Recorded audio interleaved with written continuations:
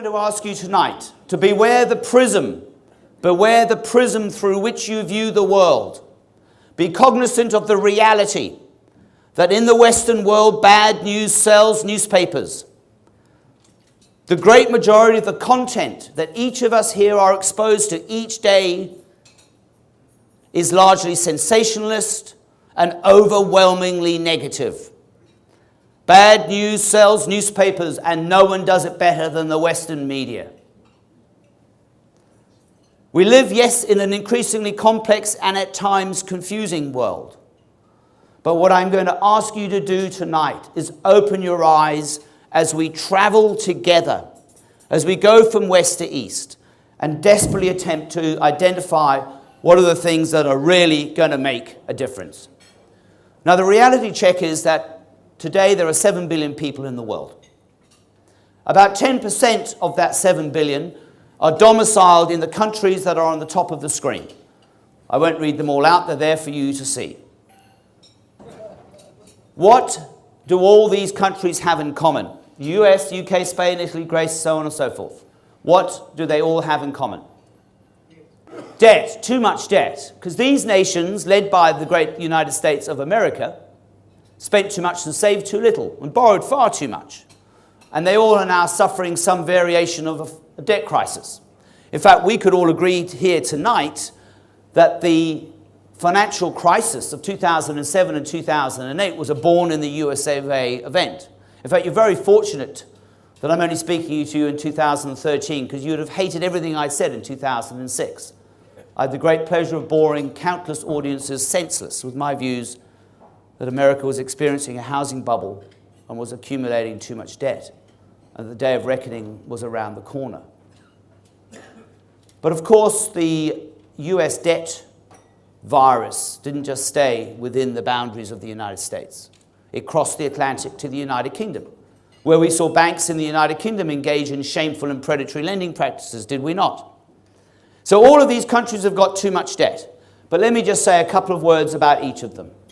Whilst the United Kingdom faces a very frugal future in the next several years, is there another nation on earth that can host events of such pomp and ceremony, wonderful sense of pageantry and history as a royal wedding? Did we not all collectively hold our breath as a handsome prince and a gorgeous princess ride in an open carriage from Westminster Abbey to Buckingham Palace? And then we had the good news story of the decade, baby George being born. I luckily just got out of London the day before that event happened. Unusual for the media to present that on the front page. But the United Kingdom faces a frugal future, but I have every confidence that the Brits will pull through. Then what of Spain? Well, we know full well, do we not, that the pain in Spain falls mainly upon the housing plane, with apologies to George Bernard Shaw. So in 1996 and 2006, the Spanish built more homes than Germany, France, and Italy combined. They have actually suffered one of the greatest housing collapses ever seen in economic history. And what, please, is the youth unemployment rate in Spain? That is those aged between 16 and 25. What is the youth unemployment rate in Spain today? I've got a 25 over here, 35. I've got a 40%, 50. I'm a buyer at 50. I'm a seller at 60, 57.2%. 57.2%. No other nation in the developed world in history has suffered a youth unemployment rate of 57.2% in peacetime. So let us not underestimate the significant challenges ahead for Spain. I suffered Latin at boarding school, et tu Italy. Debt to GDP ratio of what? 120%. The curious thing about that number is that the Italians have had a debt to GDP ratio of 120% for the last 14 years, but no one told the Italians that, so no one really cared. In fact, the Italians don't even know how to pronounce the name of their new prime minister, neither do I. But they don't really care about that either. A year ago, I was in Italy, and I was sitting in a wonderful place up in the north of Italy where my daughter was living, in a Piazza Garibaldi in Parma. And it was a wonderful, wonderful summer's afternoon. And I was reading the Financial Times. And by complete coincidence, I was reading a story about the terrible debt problems in Italy in the Financial Times. And I ordered a very nice cold beer. And these rather gorgeous young women walked by. I put the Financial Times down, I had the beer and looked at the wonderful view, and I thought, forget about the debt crisis in Italy. So at the end of the day, those are the things I think that are more important in life. What of Greece? I spent much of my misspent youth on the islands of Greece, and of course Athens is the birthplace of democracy. But wow, didn't the Western media play up on the Greek factor? The fact that the Greeks were never going to repay their debt was going to bring down the Eurozone, and if not, the global financial system.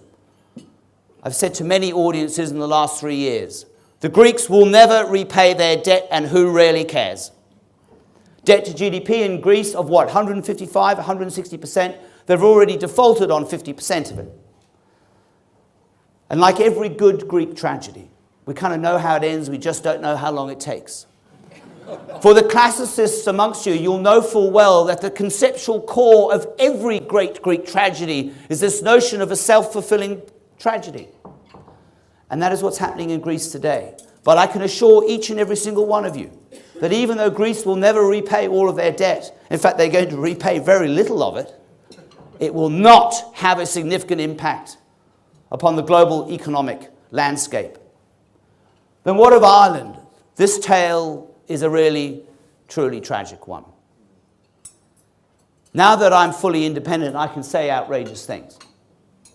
Three banks in Ireland brought that nation to its knees and led to the bailout of Ireland and the subjugation of their democracy and sovereignty to unelected bureaucrats in Brussels.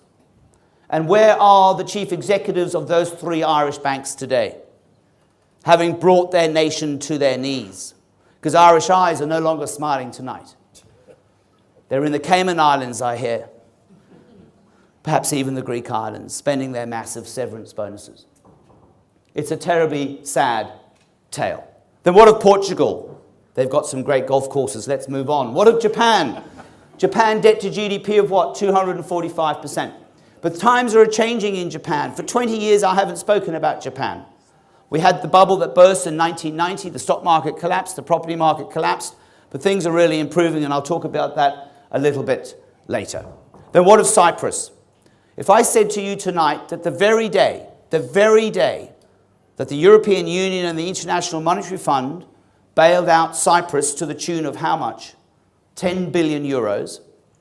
That very same day. And that news item was on the front page of every single Western newspaper. Every single one of them. Because the collapse of the Cypriot banking system was going to what? Bring down the Eurozone.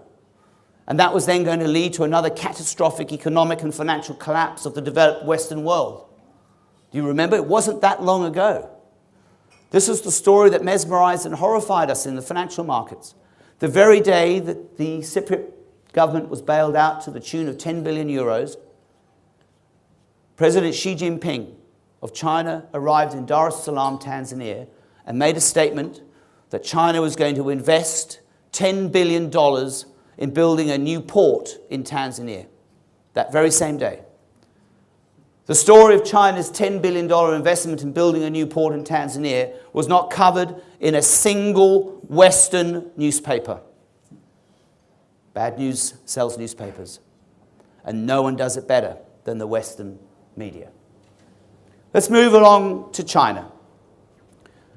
In 1802, Napoleon Bonaparte said, "China is a sleeping giant. Long may it sleep, for when it awakes, it will shake the world." And each and every one of us in this room tonight has been awoken and shaken by the rise of the world's most populous nation from a multi-century hibernation.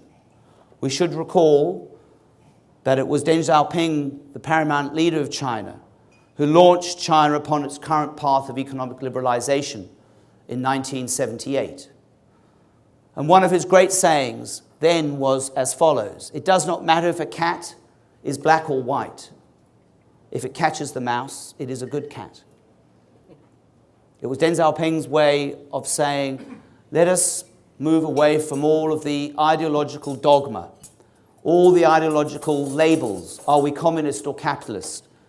Let us be honest and pragmatic. That hundreds of millions of our people are starving to death. Remember, China was escaping from the vice and tragedy of the Cultural Revolution. Programs of collectivization, Stalin style. And he decided to take China on a new path. Deng Xiaoping should be acknowledged in history as one of the greatest leaders of any time. But what of India? So often China hogs the limelight, certainly the economic limelight. But India is, of course, the second most populous country in the world, 1.2 billion people, the world's largest democracy, the world's largest English-speaking nation, led by the most able and competent and certainly the best educated political leader alive today. Of whom do I speak? Dr. Manmohan Singh, who has 3 degrees in economics, and you thought I was boring with 2. His first from Punjab, his second from Oxford, and his third from Cambridge. In November 2005, Dr. Manmohan Singh, standing alongside his counterpart from China, Wen Jiabao, said these words: "Together we shall reshape the world order." It's a statement that I've made at every single speech I've given since November 2005, because I agree with Dr. Singh. And what of the 4th most populous country in the world, Indonesia? A population of how many? 240 million people. The most populous Muslim country in the world. When was the last time you saw a positive story about Indonesia in your newspapers? The narrative most of us in this room have been raised with is that this is a nation of what? Islamic terrorism and extremism, tsunamis, boat smugglers, people smugglers. That's the narrative we've all been raised with. For many, many years now, I'm on the public record as saying that Indonesia, in my view, is likely to be one of the most exciting economic stories of the next decade. Since 1998, since the depths of the Asian crisis of 1998, Indonesia has been one of the best performing economies in the world. Since May 2003 to its recent peak in May 2013, the Indonesian stock market has risen tenfold. Has that been in your newspaper? We're seeing the emergence of a meaningful and vibrant middle class, and I humbly suggest to you tonight that the great majority of Indonesia's 240 million people do not share, indeed they reject, the more Islamist and fundamentalist and violent extremists within JI, Jamaat Islamiyah, and its spiritual leader Abu Bakr Bashir. The great majority of Indonesia's population want what you have today. Better health and education for your children, peace and prosperity, a more secular and progressive society.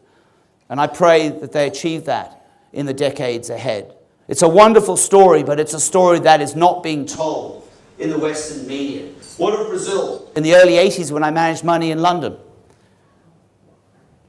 Brazil was the leader of the pack in terms of serial defaulters within Latin America. No one would lend any money to Brazil in the early 80s. Fast forward to today, and Brazil is a really great economic story. We should celebrate that reality. And what of Nigeria, the most populous country in Africa? Now, as you all know, I'm a member of the Wenwi tribe. Anyone born in Africa spends the rest of their life saying, "when we were in Africa."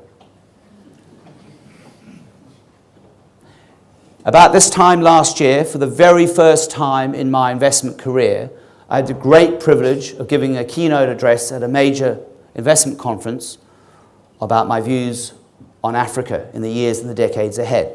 And I was most fortunate and privileged to be introduced by Archbishop Desmond Tutu, whom I've known since I was 7 years old. It was a very defining moment for me. I'd waited a very long time to be able to speak with any kind of credibility on Africa at a major investment conference. But I urge you tonight to open your eyes and minds to the new reality in Africa. We all know that the narrative each of us in this room have been raised with, is a narrative of what? Misery and poverty. The narrative of brutal dictators across the African continent. Idi Amin in Uganda, Emperor Bokassa in the Central African Empire, who personally bludgeoned to death students who had the temerity to throw stones at the presidential motorcade. More latterly, Robert Mugabe. Mobutu Sese Seko of Zaire, who was one of the richest men in the world when the great majority of his people starved to death. Why? Because at that time, the Great Cold War was being fought by proxy within the continent of Africa. There were more landmines in Africa in the 60s, 70s and 80s than anywhere else. And then, of course, the demise of the Cold War led to some fundamental changes. We're now seeing the democratization of Africa. In 1989, there were only 3 democracies in sub-Saharan Africa. Today, there are 23. I ask you to reconsider the prism through which you view Africa and see in the next few decades, in my view, that Africa will be the fastest growing region in the world in this decade and the next. Let's move now to Vietnam. I travel to Vietnam every year. I'm very fortunate to be invited to speak there every year. I've been going there now for 8, 9 years. Whenever I visit Vietnam, I'm inspired, I'm energized, because what I see in Vietnam today is a phoenix rising from the ashes of a truly brutal history. What I see in Vietnam today serves to illuminate the remarkable potential across all of the developing Asian nations. What I see in Vietnam today is the youngest nation on planet Earth, with 65% of its people less than 25 years of age. Intel recently remarked that Vietnam is the most exciting investment destination in the world today. A nation of what, 86 million people.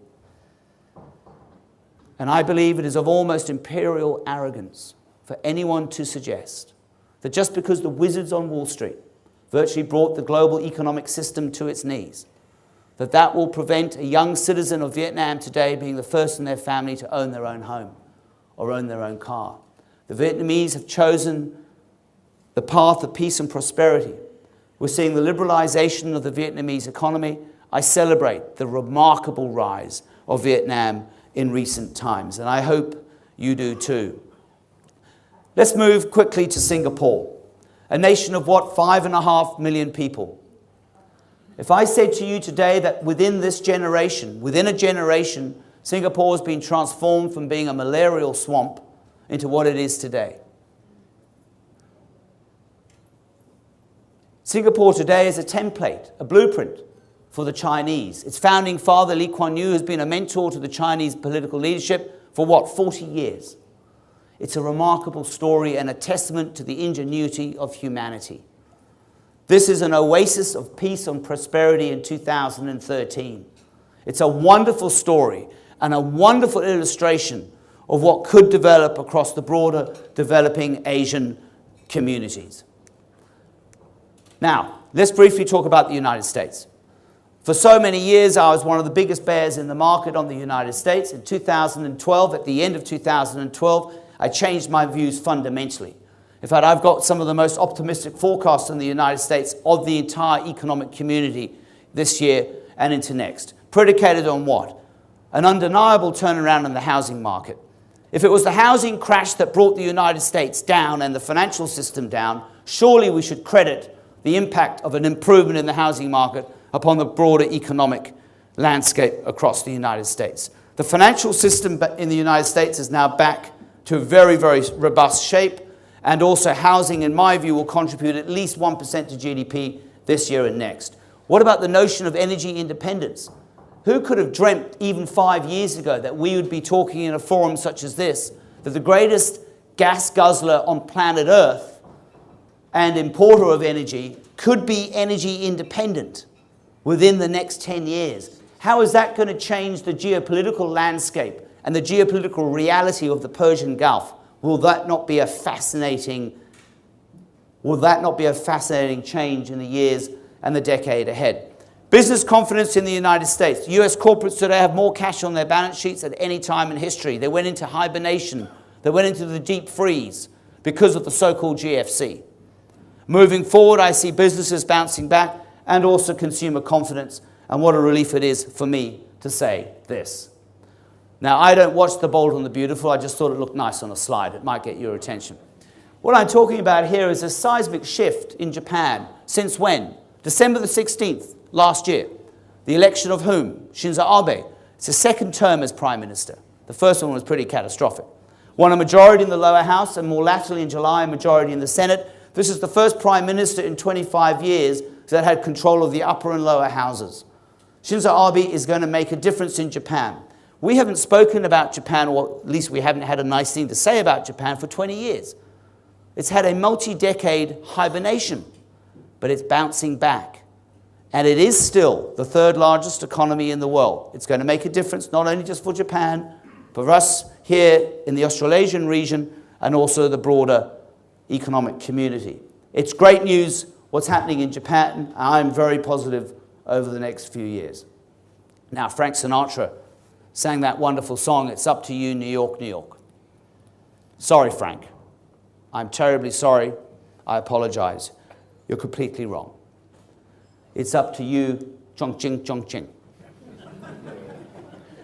Now, how many of you have been to Chongqing? A few of you, and a moment of honesty, please. For how many of you is this the first time you've heard of that city? The majority. It's the same wherever I speak in the world. The majority of people have never heard of the fastest growing city in the world in the last decade.